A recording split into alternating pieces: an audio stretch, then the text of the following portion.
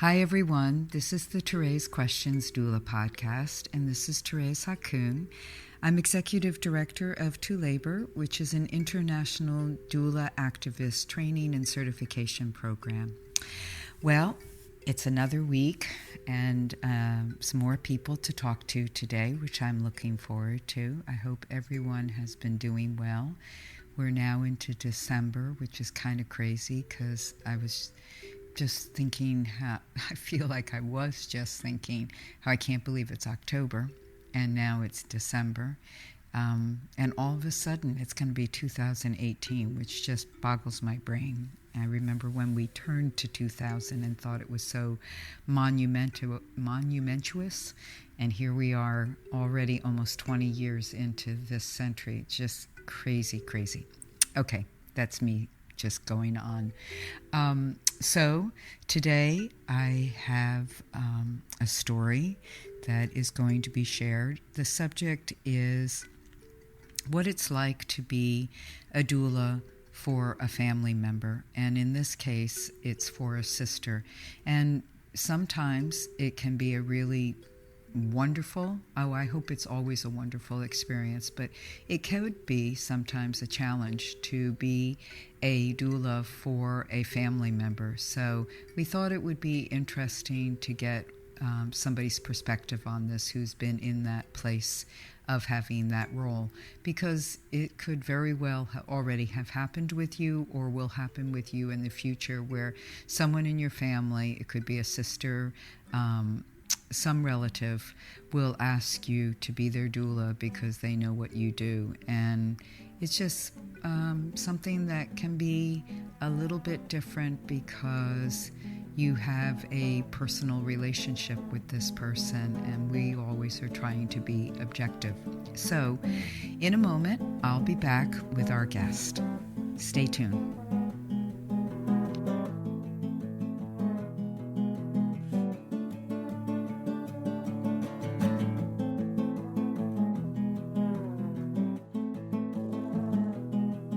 Hi everyone, so I'm back and I'm here with a guest, as I mentioned.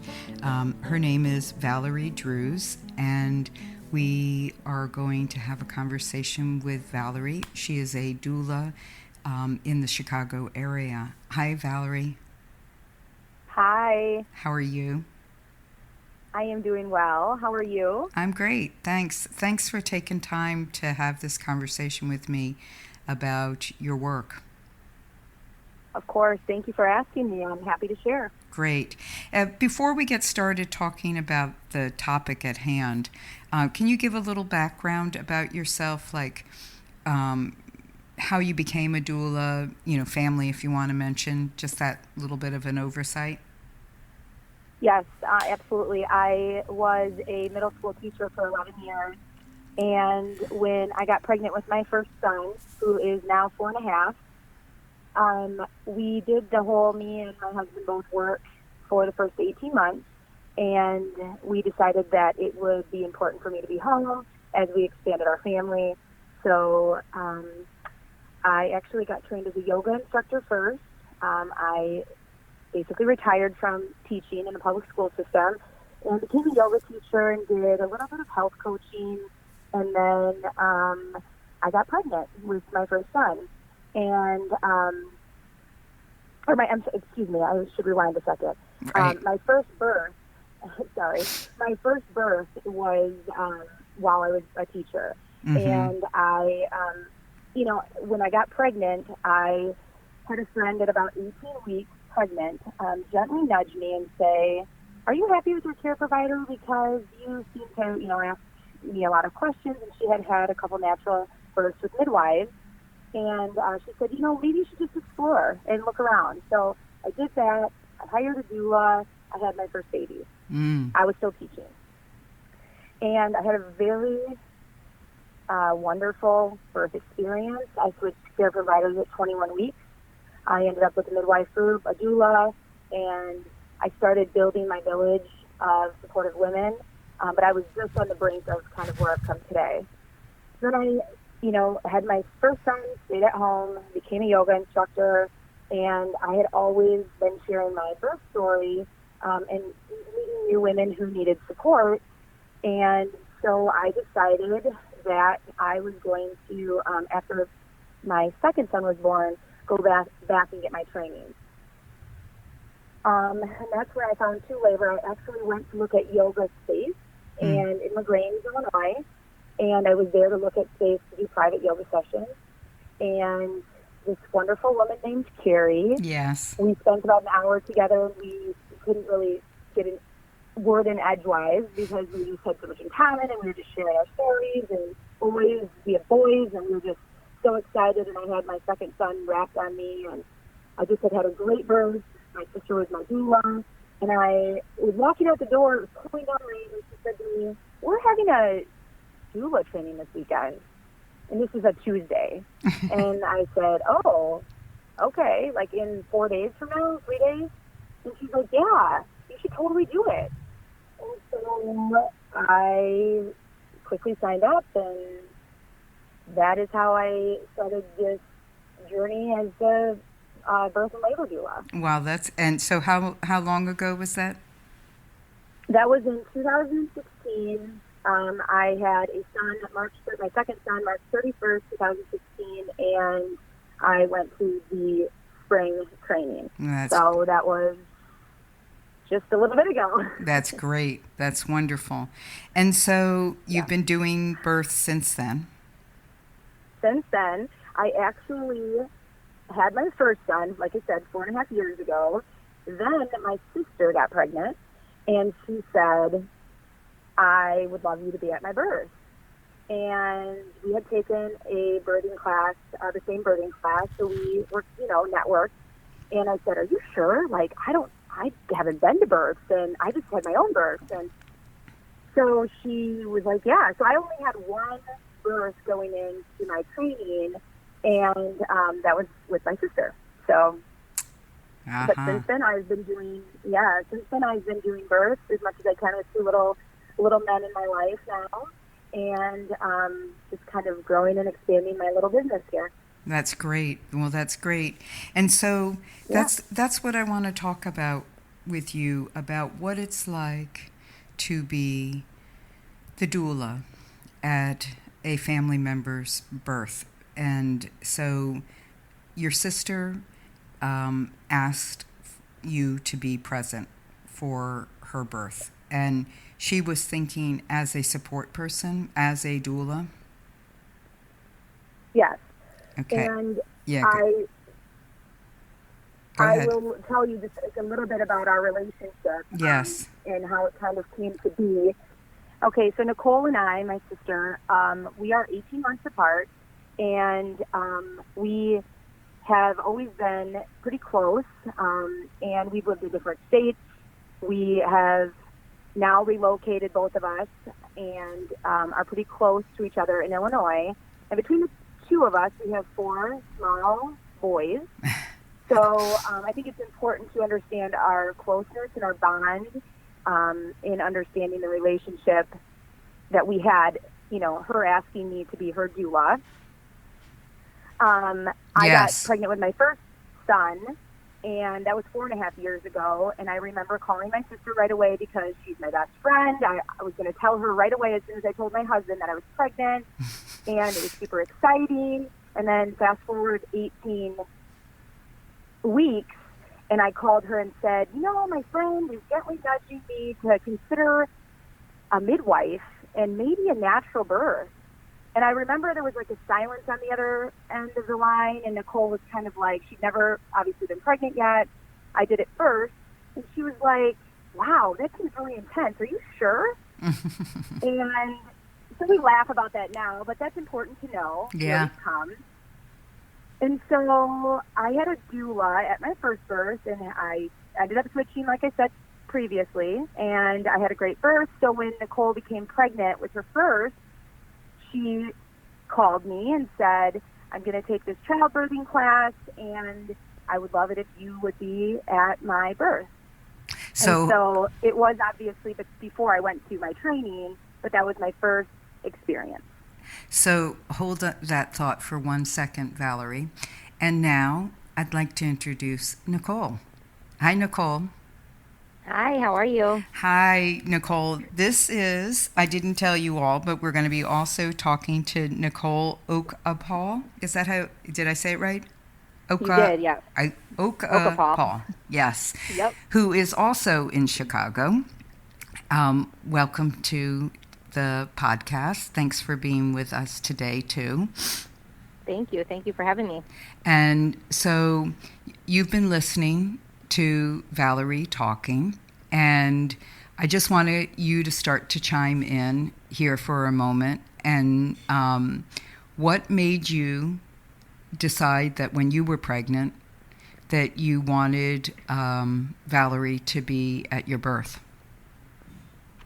So my sister kind of gave the background on our relationship, and she did a very good job at that. So we have always been very close, and having her as my older sister, I have, even though we obviously not when we were younger, but I've always looked up to her and admired her, and she is super strong, super passionate about anything that she really puts her mind and heart to. So when she was pregnant with her first, and she did call me and say, hey, what do you think about possible water birth or a natural birth with midwives? I absolutely thought she was insane. And again, that was 4.5 years ago before my journey changed, and our journeys kind of came together with birth and labor.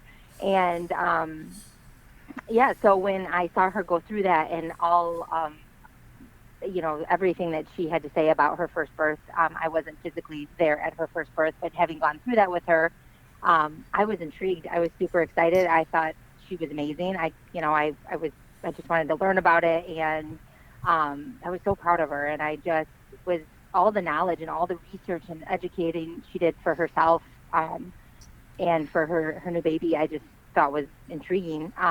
So when I got pregnant with Lincoln, my husband and I had known since my sister's journey that this was something that we really wanted to learn about, and it completely changed our view on birth and what we wanted for our family.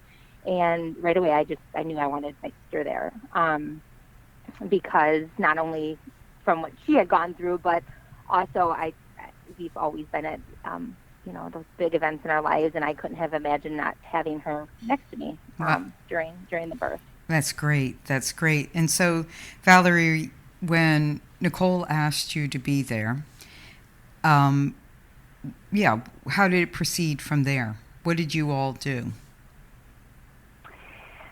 So, first, when she called me, we were getting together, and both her and her husband, Chris, who is my husband's best friend, we have this very close-knit little family we've created here in Illinois. We all got together, and they asked me to be there. So it was very special. It's even emotional today. But we basically just started going through kind of how I would with any client. But the difference was with my sister, I knew her desire, and I knew how I could talk to her, and it wasn't learning someone else. I knew her, and so from the beginning, we together decided that, I would give her evidence-based information, but we had open dialogue. So she would tell me, this is kind of what I want in a care provider. We found a midwife group that was closer to her home, because we live about 45 minutes away from each other. And I was there, we talk every day, many times a day. So from the beginning of the minute she told me she was pregnant until the day Lincoln was born, we were on the journey together. Every decision that she, needed to make, her and Chris, for their family, she would call and, what do you think about this? And what do you think about that? Going to appointments together, or, talking before an appointment about, things that are typical at, your 20 week and things like that. So that's just kind of how it went. Our day-to-day life is so embedded, we're so intertwined. Right, already. So we would take yoga classes together. I would help her with supporting her nutrition. She would ask me about different, holistic measures to help her, morning sickness. And foods to eat, vitamins to take. So, I mean, everything that you would do, as a pregnant person, we did it together. And so, Nicole, for you, what was that like to have this resource person in front of you? And yes, she's your sister, but she's also somebody who's gone through it before. I mean, what was that like? Incredible. Not only was it somebody that I trust with my life and 100%, but she was just a wealth of knowledge and somebody who had gone through it. I felt I could come to her with anything. I mean, even things that went along the path that we maybe didn't see eye to eye on. There was no judgment. There was no. It was just like she said, this is how I feel, or this is the evidence, or and I would take I would listen, and then Chris and I would talk about it, and we would make the decision that was right for our family. And I loved that because there was never, like I said, there was never any judgment. There was never any. I never felt pushed to do something a certain way, and it was just always an open, open dialogue, and just I guess the comfort level. I just feel her and I are so comfortable together that that was priceless. Well, and to be able to talk, and And what I'm hearing in that is that you didn't feel any pressure to do right. it her way. It was, you had that autonomy still with your own decision making, which I think is really important to point out, since it could be in any circumstance, but more particularly in a familial circumstance, I think, where there could be that feeling of pressure of like, and especially this is my older sister and she's done it before, and right. I don't, she knows more than I do. But if you didn't fully agree with something, then feeling comfortable enough to be able to verbalize that, I think, is really, really important. And I'm glad, right. I'm glad that you were able to articulate that to us and say that that is how it was for you. Right, absolutely. And I can see how that absolutely with family too, and how people can feel, right. I don't want to tell my mom this, or I don't want to, they might not agree with this, decision we're making about our child or our birth. And we just never had that. I mean, luckily we've gone down this journey together where we have very similar views now in our lives, but that wasn't always the case. So, right. I think that this has kind of, grown our relationship immensely, but just never any judgment and just very comfortable. Well, that's so I feel good. Very, very lucky for that. Yes. And so then, Valerie, now there's labor going to happen. So how did that play out?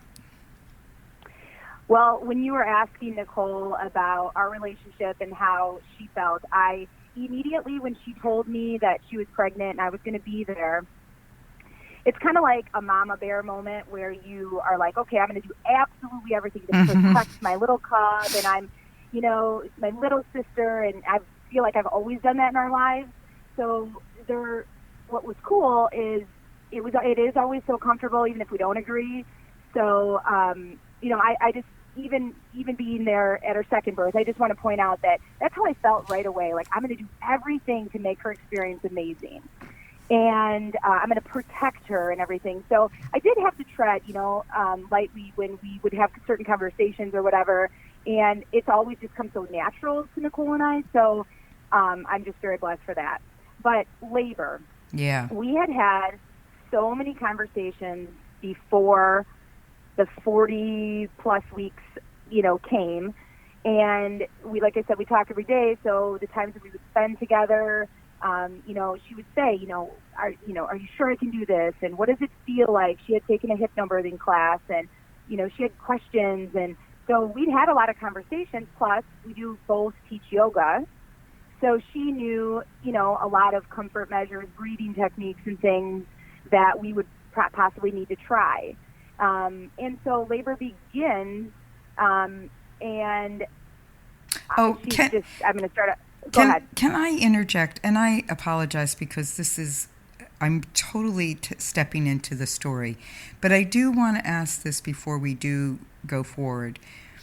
Were you working solely with Nicole in these conversations, or were you including Nicole's husband? Did you say his name is Chris? Yes. Chris.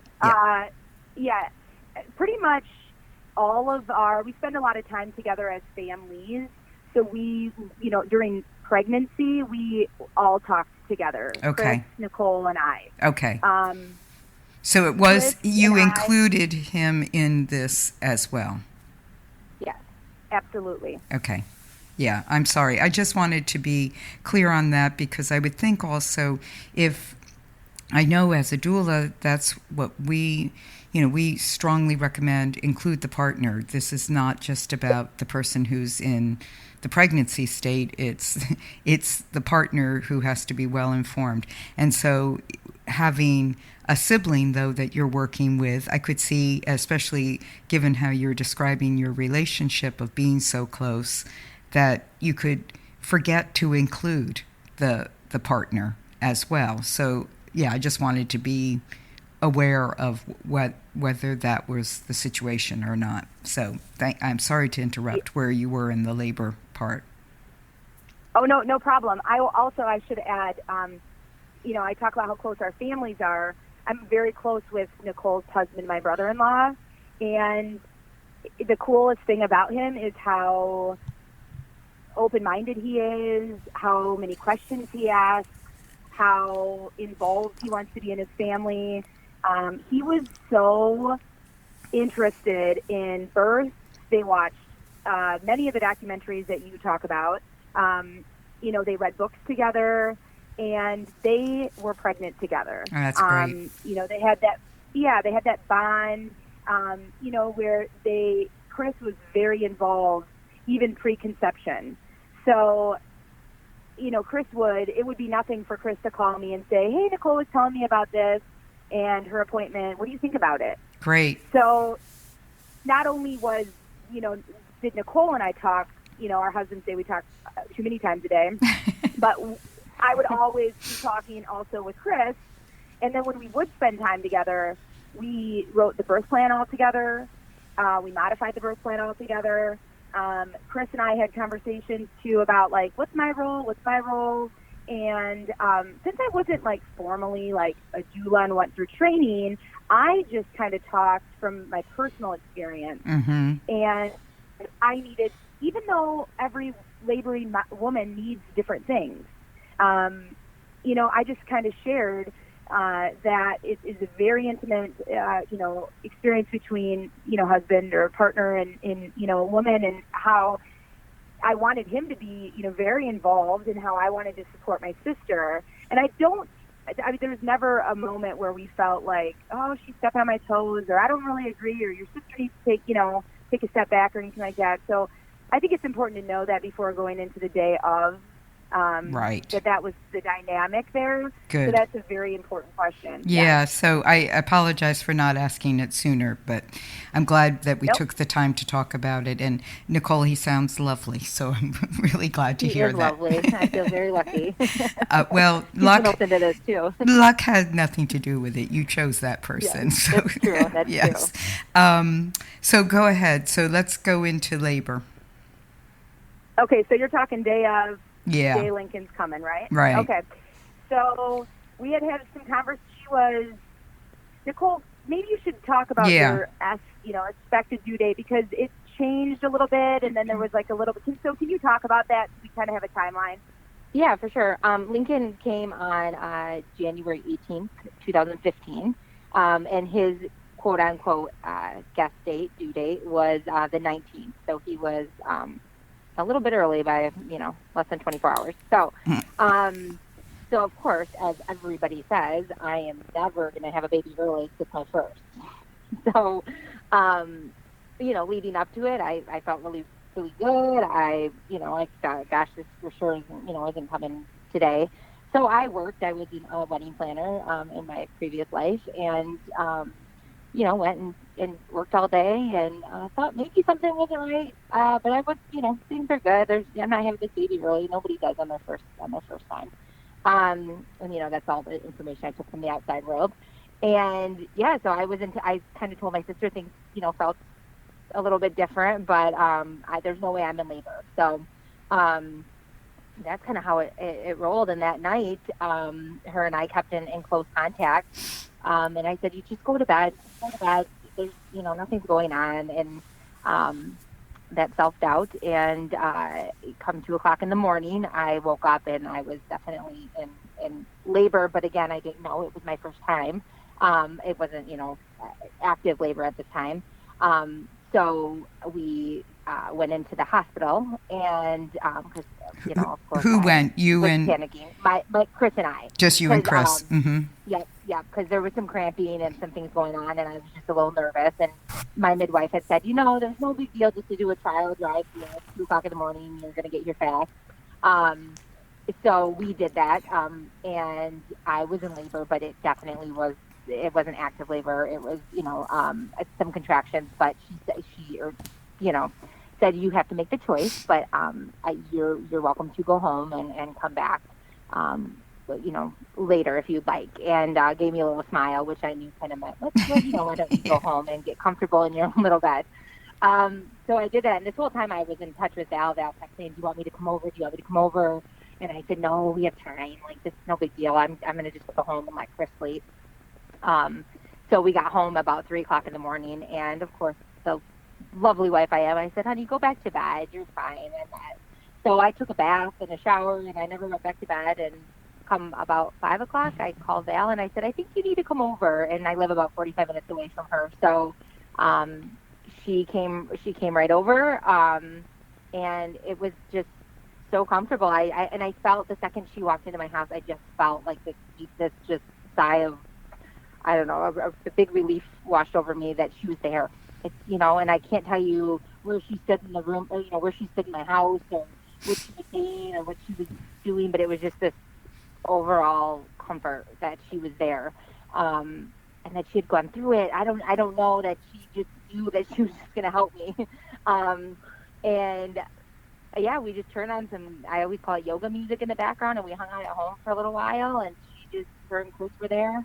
And contractions started getting much closer, and she said, I think that we should probably, pack up to go to the hospital. So hold little side. Oh, go ahead. So hold that for a minute. So Valerie, when you were getting the first call, and then inevitably the next call that said, okay, I need you now. And this is going to be your first birth experience, correct? I mean, you haven't been to a birth except for your own at this time. Correct. Right? And then, so dare I say you must have been really excited? Yeah, I was super excited, and it was completely different than my experience. So I was nervous. Yeah, nervous. I was going to say, I bet you were a bit nervous as well about going into this. And so when you arrived at the house, what was your sense of what was going on and where you fit into the picture? I mean, we just heard Nicole saw you come in the door, and it helped relax her, because I can totally understand, Nicole. I think when your doula arrives, and I know it's your sister, but and on top of that, but your doula arrives, your doula, who is your sister, arrives, you feel like, oh, thank goodness we're not here alone doing this. Somebody else knows something more than I do right at this moment, or at least I want them to know more than I do right at this moment. But what about you, Val? Okay, so I have to paint a little bit of the picture. So I'm driving there. It's country roads. The sun is coming up. It's stunningly beautiful. And I pull into their driveway. They're on 6 acres. There's some cornfields around, and the sky's a little pink. So I get there, and of course my heart's racing, and you have those nerves, and even talking about it, I feel like I'm pulling up there right now. And I walked in the front door, and it was like super quiet. There was like meditation music playing, and I get in, and Chris is just standing there calmly, like at the kitchen table, and my sister is having a pretty intense contraction, or surge, and she's bent over the back of the couch with just normal yoga pants on. She's got the tea, the view, the sun, all of the back of their house's windows. So the sunset that I was seeing just, minutes before was, just shining in so beautifully. And they were just in the living room, just doing it. So I walked in, and so she felt really calm, and I did feel that calm sense too. I felt like, wow, I didn't walk in and she's like screaming like, what did you talk me into? Or what did we talk about? Or she was super calm. And she was doing yoga breathing or breathing through everything. And then probably, 10 seconds after, she stood up and we started having a conversation. And I'm like, wow, this is much different than, when we talked earlier. How do you feel? And then, things started coming, more frequently. At that point, we just, I was rubbing a little bit of oil on her back, but she was kind of just doing it. She was sitting on the, the birthing ball, listening to her music, drinking her tea. And we were probably at her house for, what do you think, Nicole, 2 hours, an hour and a half? Yeah, probably. Okay. So, I don't know. Everything in her house is pretty calm. But she does live a little distance from the midwife group.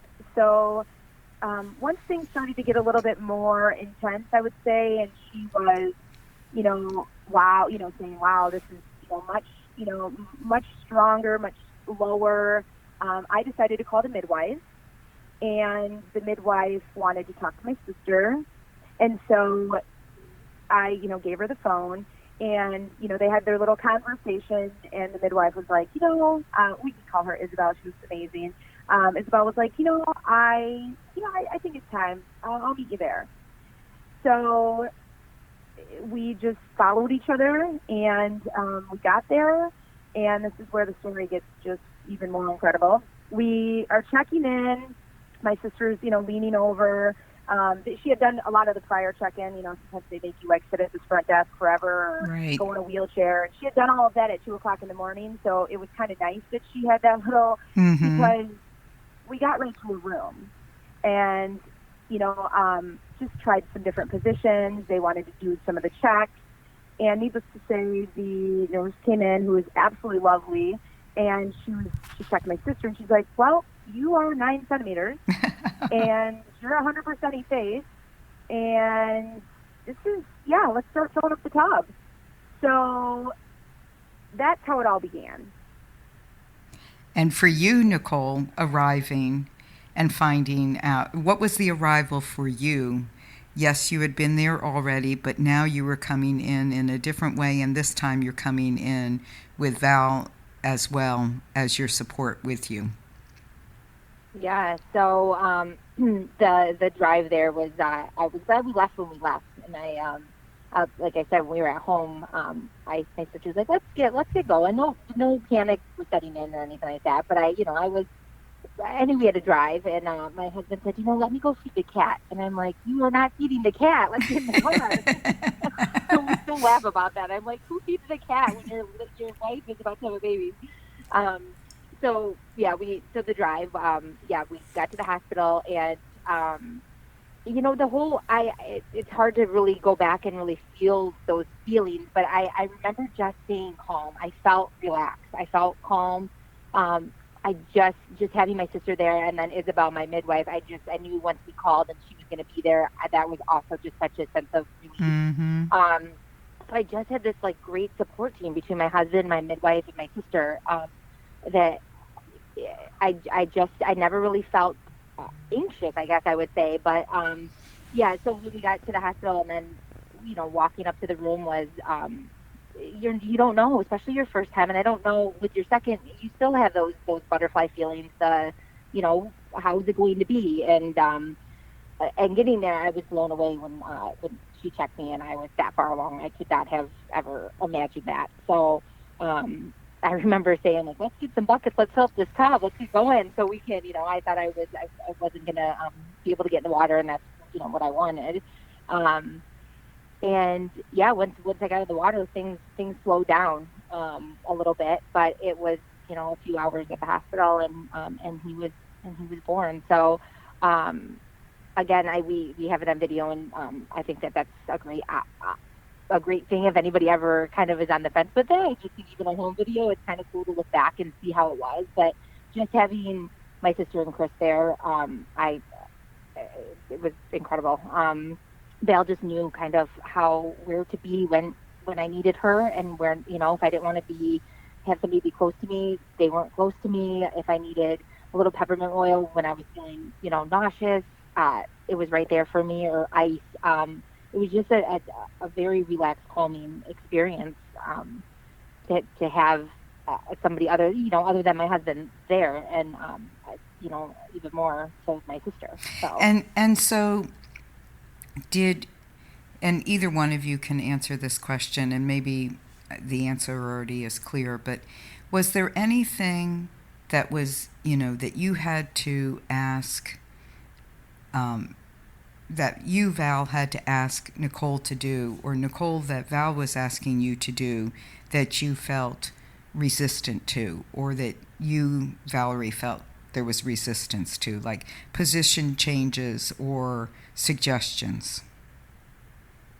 I'll share what I felt.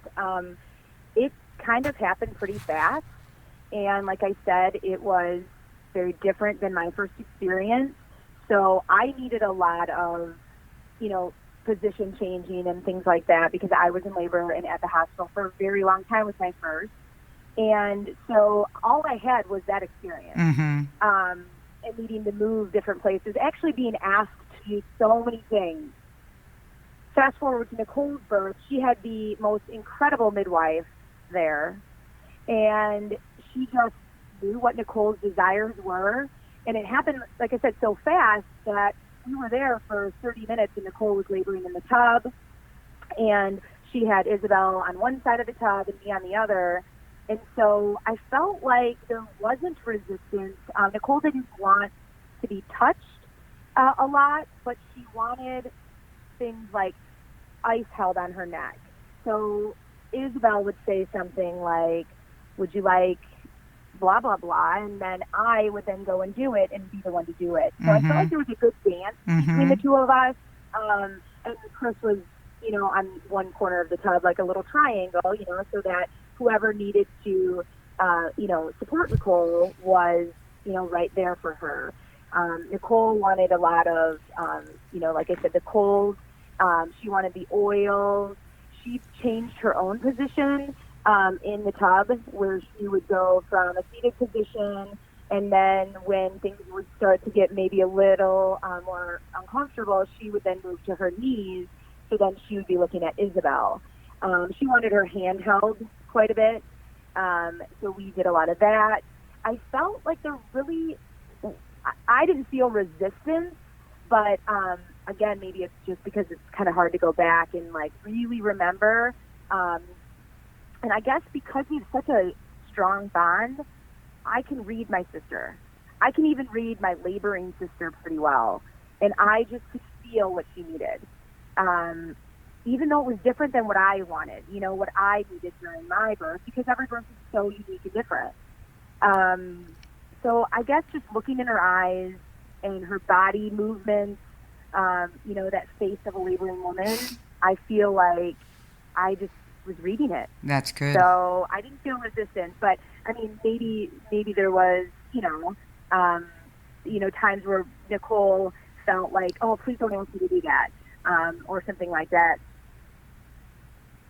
I did, looking back, I don't feel that there was any resistance that I can recall. Like Val said, I didn't want to be touched. I really didn't want anybody in my space. But when I wanted a hand, there was a hand always there to hold it. So I just very much went within myself, and I wasn't very vocal. I wasn't, and which, again, every birth is so different. And having those people surrounding you that can read you and support what you need is just so important. And I feel like I had that, so I didn't have a lot of resistance. So yeah, I really feel like it went smooth for my first, and I didn't really know with my first, what was going to happen or what, so I really trusted in my sister and Isabel to really guide me. and the awesome thing about a midwife or a birth team is they tell you to trust your body, and you know when to do things. But they're there to help you if you ask them a question or you need some direction. But otherwise, it's hanging out and just letting Mama do her thing. Yeah, So, well, I think it sounded like, yeah, this was just a very smooth moving, not that it wasn't hard, but a very smooth transition that you were going through in this labor. And everybody was, it's that definition of, what we don't want, what we see so often in births is that the person who's laboring is being made to follow the lead of everyone, but everybody was following the lead of you, which is what we want. And but I do think, Val, like you said, with your experience, your own birth, there was your doula having to make lots of suggestions to you. And that's why I was asking, because it could be, and about the resistance part, is that as a doula, we can get resistance from a client sometimes who just, it's not that they don't like you, it's they don't like anything at this moment. It's like, I don't, yes, we're telling them to move. Here, let's try this position, and they don't want to do it. And just wondering, and it didn't happen in your circumstances, but just wondering, was there that resistance and how to negotiate that with a sibling? Because sometimes then the dynamic can be a little bit different. Right. Can I just add one thing about that resistance? Because when you ask the question, and we're talking about Nicole's first son, Lincoln, I didn't feel that way because everything did go so fast and so smooth. With her second, which was very recent, 3 months ago today, I can tell you at the end, she was breathing and she was getting much more vocal, but the pitch was much louder, higher, I guess. Mm-hmm. I wanted her to move a little bit. I was holding her hand and I just looked in her eyes and said, I need you, let's focus on getting your sounds lower and breathing down. And she just looked at me and said, okay, okay, I got, it was like okay, like a sister, okay, like, you're not pushing a baby out right now. Right. Uh-huh. Get out of my face. Yeah. Okay. So it wasn't that first birth, but you did have that experience. The second birth, yes. Yeah. Yes. And so can we just transition to that for a moment? Also, I mean, yep. Nicole, we didn't get an introduction from you because you were hanging out in the sidelines there. Tell us just briefly a little bit about you. We now know that you have 2 kids. We know somewhere that you're a yoga instructor. And what else? Yeah, so in my previous life, like I said, I was a wedding planner, and I really got into when I got pregnant with Lincoln and kind of Val and I were connecting more on our passions and got really into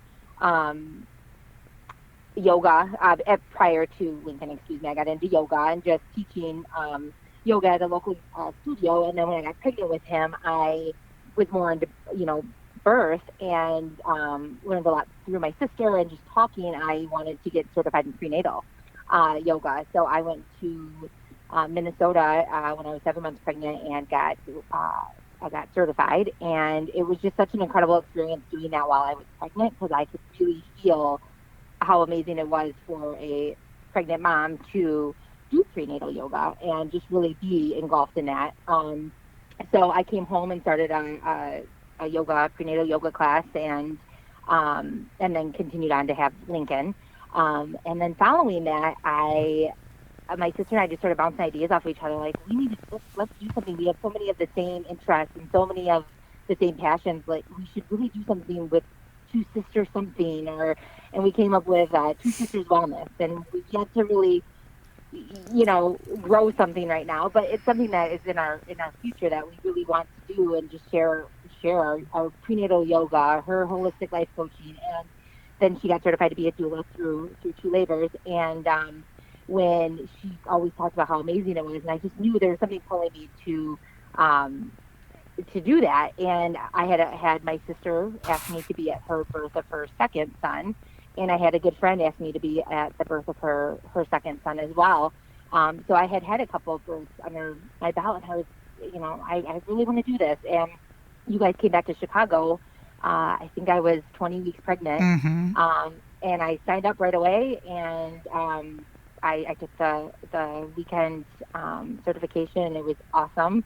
And I also got to do that while I was pregnant, so that was a really unique, cool situation for me. And yeah, and then fast forward, I had Hudson. So right now, I haven't jumped in full force with becoming a doula, but I'm still teaching yoga, and I'm attending a few births along the way, and we really hope to kind of come together after our boys are a little older, Mm-hmm. and just I don't know, just share. We love talking about it. Like we're so energetic when we are together, and it's just even talking to friends who prior to maybe having other types of births are now pregnant and really just wanting more information and just want to talk about it. So I just feel like the dialogue is so open now, and Val and I are just having fun with it. And if we can share our relationship or our story with people without being pushy or without judgment or anything, that's kind of what we just strive to do. And birth is so cool. So that's kind of where we're at right now. Yeah, I think that's great. And I think you guys will move forward to do this in a more concentrated way, but you already are doing it, obviously. What was it like for you to have had, now you've had the experience of having Valerie at your birth, but now you are going to her birth experience. What was your feelings before you were, what was your involvement? I know she already had a baby, she already had knowledge and things, but what was your involvement and what was your anticipation about it and your role? Okay, so anticipation is a good word to use there. So since she had already had her first, and I've always looked up to Val as I admired her, and she always knew everything, and she's the knowledgeable one. Not that I don't think I am, but she's always been my older sister, and I felt like I had big shoes to kind of fill. So for me, I had a little bit of a different experience that going into it, that I had a little anxiety, I guess, wanting to just be how great she was for me. Mm-hmm. If that makes sense. Yeah. Yeah. I was a little anxious, and I was hoping that I would do the things that she did for me, and that it would just feel natural, and that I would, I not disappoint, I hate to use that word, but I just really wanted to give her what she gave me. And so how did you do? Now the pressure's on. So I do think it was, her birth with Oliver was great. She went to a new midwife group, the one that I was with, and she can speak from it. But it was great. It was I walked away feeling so excited for her and her experience, and I felt like I was able to be there and be a great support for her. So hopefully she feels that same way. Yeah, I can share a little bit too, because as she's talking, what was really cool about the whole experience was it wasn't that I didn't have a great first birth. It just something had changed dynamic wise with the midwife group. And after being at Lincoln's birth, actually what happened, which ignited me a little bit, this fire inside me to be a doula, Isabel took me outside, and we sat when Chris and Lincoln and Nicole were bonding. We sat and talked, and she's like, you really need to do this work. Oh, like, that's great. Not just step in here for a friend, and like you have a gift here, and having someone like Isabel say that to you, it was incredible. So that's why I just wanted to include. But so when I got pregnant with my second, I knew I wanted my sister there, and I wanted to share. I mean, she's given me besides my two boys, she's given me two of the greatest gifts ever. Being, bedside, earthside with her, having my two nephews come into the world, extremely, grateful for the opportunity. But I mean, obviously we're so connected and bonded that those little guys mean the world to me. Mm-hmm. And so I switched, midwife groups to have the group that she had after Lincoln. So again, some things changed. I felt a lot more comfortable there. And so my experience too, it was very different than my first. So I think that's important for women to know. With my first son, who was there for a really long time, I needed a lot of things were being pushed at me. I was being asked to do so many things instead of just labor and give birth. I was, and I was exhausted. With my second, it was much shorter time that we were there, and I did not want to be touched. Different than my first. Nicole was incredible. I mean, I got in the water, and I still remember looking at her. She talked about looking up to me. I still remember looking at her at one point being like, I don't think I can do this. Like, I know that I told you that you could, and I did it once, but, this is getting a little intense here. And, and her just looking at me and holding my hand. And again, it's the same kind of thing with the oils. Both of us experienced the nausea and just the peppermint oil being right there. And her and my husband, Gabe, sat right next to each other. The midwife, actually, I still remember, I could glance out of the right corner of my eye, and she was doing exactly what I needed her to do.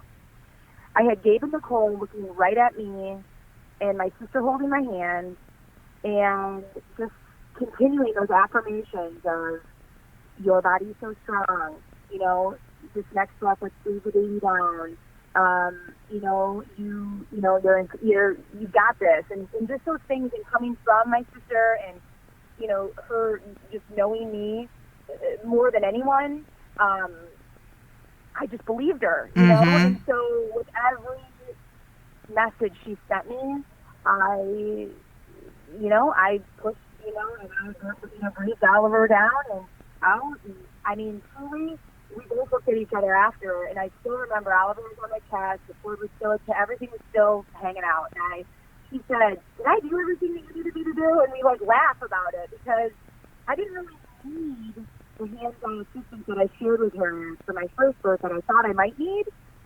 Because, going into my birth, and asking Nicole to be there, we talked about, I really liked it when someone would hold my hips the first time. And I really liked laboring on the ball. And I really liked, right. That happened with my second.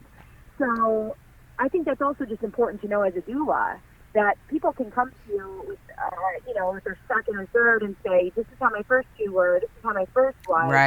Right. But it might be totally different. Exactly. So I think it's just important to know, but it was very important in our situation because it was such a different experience for me. So yeah. Yeah, no, it sounds wonderful. It's so great to hear these stories that you were there for her first, you were there for her second, you were there for her second. I mean, it's a unique situation. And in those time periods, both of you, Val, you then became trained as a doula, but it sounded like you already were doing the work so well, and proof of that, affirmation of that, not just that Nicole is saying that, but also that midwife, Isabel, was telling you the same thing, do this. And then for you, Nicole, to do that work, even though you hadn't been trained also, you must have the spirit of it as well, and you were reciprocating what had been given to you. You had a good teacher, and you were following along with that. What I'm curious about, Val, since you've done more births than Nicole, and you can speak to this as well, Nicole, is, do you find, though, because you two have such a unique relationship, you are sisters that are extremely close, and not all siblings are that close, and that's a whole other conversation, correct? But do you find that there is a difference when you have a client who is not your sibling? Can you point out certain things or anything specific that is different in how you have to approach? Yes, I can. So I have had some experience now this last year, a little bit more than that, in attending birth. I have had a couple people that I didn't know prior to them contacting me, and then friends and people that I do know. So there is probably nothing like being at your sister's. Like I said, the dance, being able to look at her and being able to tell exactly what she needs, because I've always had to do that in our entire life, being the bigger sister, things like that. So that just seems really natural to me. And the work in itself does, talking to people, getting to know people, that's just something I'm extremely passionate about. I am newer in the work, so I guess maybe as a newer doula, I want to learn everything. I want to read everything. I want to, so with clients, I feel like since I, get a call and meet with them, I was very open to talking to them. Some, a birth I had in the spring, I didn't have a ton of time before she was delivering to get to know her, but I feel like, I'm a teacher by trade, and, I feel like I wanted to spend the time that we did have, a few weeks, getting to know what she desired and what she wanted, so we had that relationship going in, which I know is not always going to be the case. I've talked to Nicole about this. Being at different births, I feel like just a client, who's hired you as a doula, not Nicole, I feel like you have to provide information to them, in a way, educating, I guess, especially topics that they would like to hear more about, in a way that's, again, non-judgmental, like I did with my sister, but it's just a different dynamic. You have to allow people to make their own decisions and spend time and energy on topics that they feel are important and support them unconditionally. And I feel like as a doula, I have to, I guess, not you, but I have to remove myself sometimes and allow people to develop their own sense of what their own birth story. I mean, everybody's story is so different. Mm-hmm. Even in the stories we're talking about right now, Chris has his own birth story. Nicole has her own birth story. I have my own birth story for Nicole. And so, I don't know what the original exact question was, but it has been different for me. Yeah. But I do feel like some of this comes, and I'm not bragging, but I do feel like some of this just comes naturally to me. Just this building relationships. I feel like in order for a client to trust me, there has to be a relationship. It was the same thing when I was a teacher. In order for a student to learn or feel safe, they have to feel safe. They have to feel like they're in a relationship. So yes. I think it's the same thing with doula, or private yoga sessions. They're not just going to hire someone they don't feel comfortable with. So I feel like that is just, the thread within who I want to be as a doula, as an educator, as a woman who wants to empower others. I feel like that's just something that I strive for. Well, and what I'm hearing is really in the end, it doesn't matter whether it's your sister or a stranger that you're working with. The nice thing with the sister is you do know the little nuances about them and the significant ones, and so there's not a lot of having to delve into who is this person, what are their likes, their desires, their backgrounds, all of those things. So that's great, but that you have to do more of that if possible with your unknown clients. But in the end, what I hear is you're meeting the person where they are, and you're developing a relationship of trust. And like you said, I think it's great to hear a teacher say, in order for my students to have had to learn, they had to feel safe. I'm not sure that all teachers embrace that, though I totally embrace that as the way we have to learn best, is feeling safe. So, yeah, I guess there isn't too much of a difference in how it's going to be, whether it's your family or your client. It's just, a little bit more about them. Nicole, you said you did a birth also.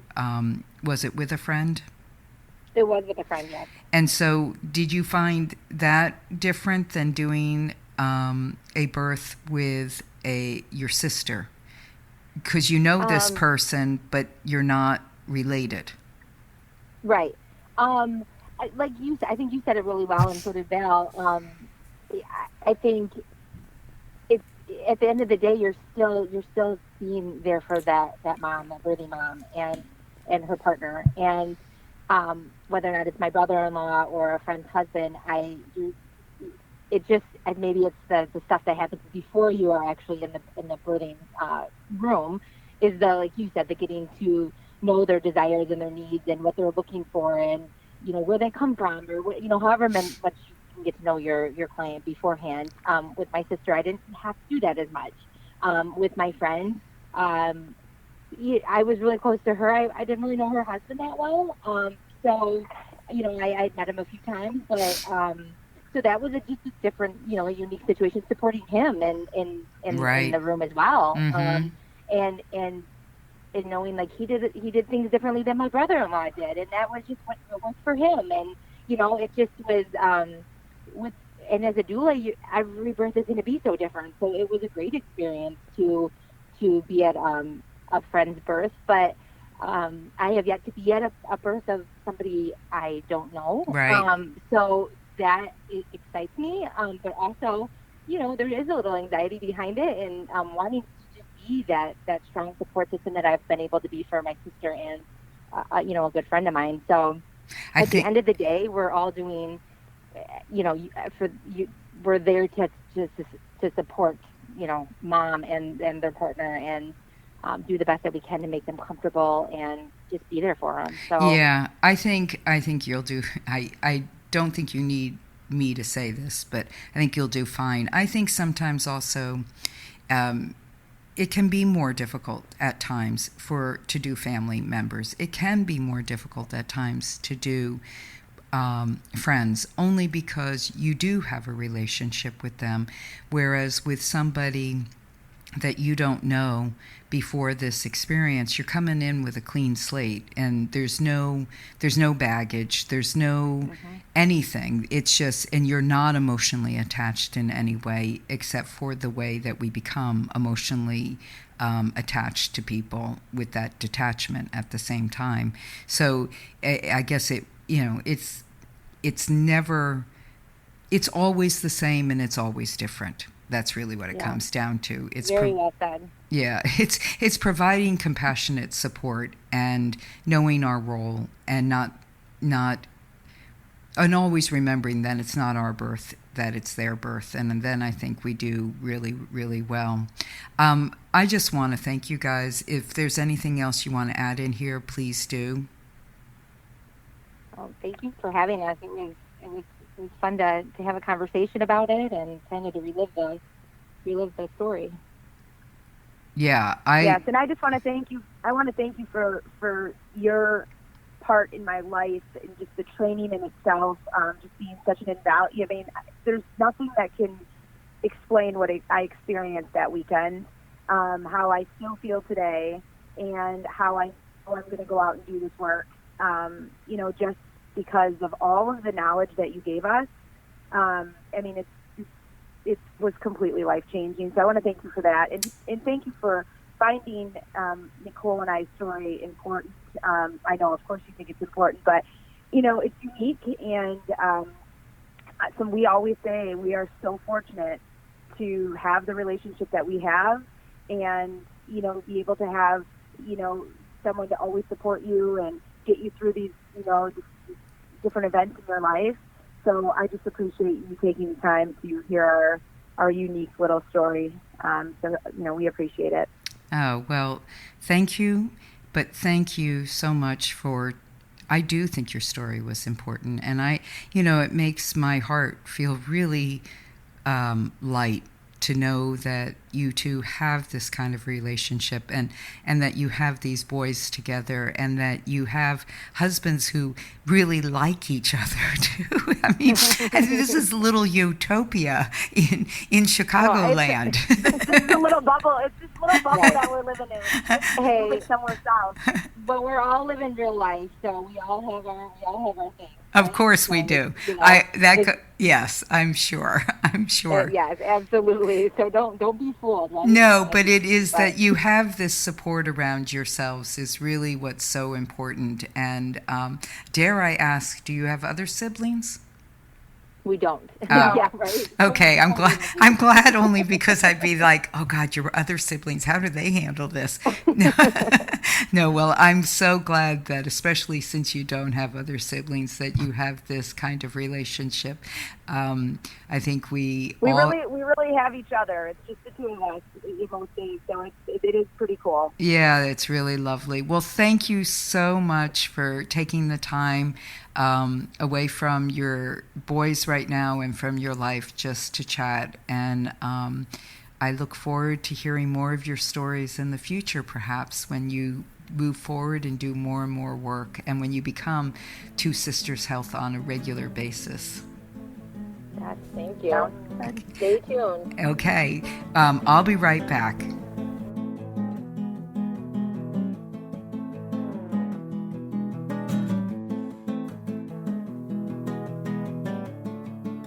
Well, I hope you guys enjoyed that. I just really, what I said to them at the end is what I was really concentrating on. Of course, I loved hearing the answers to questions and their sharing of their perspectives and their stories, but it just was so lovely to hear such a close relationship between the two of them that was non-threatening. And I know it's not always perfect, I'm sure, but it's what is. But it sure sounds lovely, and if we all could have relationships like that, whether it be with a sibling or with close friends, then I think that we are really, really fortunate people. But I just hope that you enjoyed also hearing what it's like to be in a birth situation with a sibling. It could be a friend as well, somebody you're close to, and it'd be interesting also to hear maybe a story where siblings were not as close as Nicole and Valerie, and how the dynamics worked. I mean, I've had that experience, but that's another story on its own. So once again, thanks everyone for listening. Always, always so much gratitude for your support. Don't forget to check us out on the tolabor.com page, and feel comfortable, if you'd like, to make a donation to the podcast. This podcast is produced, edited by Matt Fisher, and I want to thank him. I should always be thanking Matt for putting up with the process that I go through to get this to him.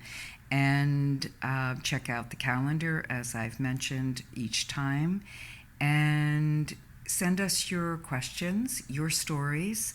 Sometimes people are on this because they've contacted us. Sometimes we're contacting people because we've heard their stories in workshops or in different ways in articles or whatever. So if you feel like you could be a guest, send us an email, ToRAISEQuestions@gmail.com, or you have questions about things and you're looking for some input or some answers, or you had a birth that you attended and you feel you really want to talk about it. We do those stories anonymously.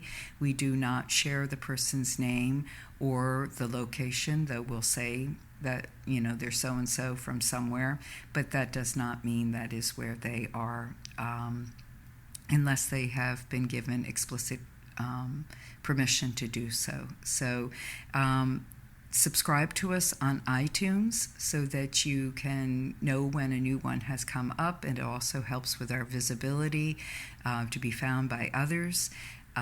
Leave us a review on iTunes if you can, to get us also more visibility, and tell others about our podcast so we can have more listeners and hopefully more doulas and people out there knowing that this is really important work that is imperative to helping make a change in the birth world. And the very last thing, I will say this periodically at the beginning or end of podcasts, that not all of our podcasts are archived on iTunes. In order to hear episodes 1 through 20 or more, you will have to go to tolabor.com, go to the podcast link, scroll down to the episodes, and you will come to links for how to connect, and it'll say iTunes, Stitcher, or Libsyn.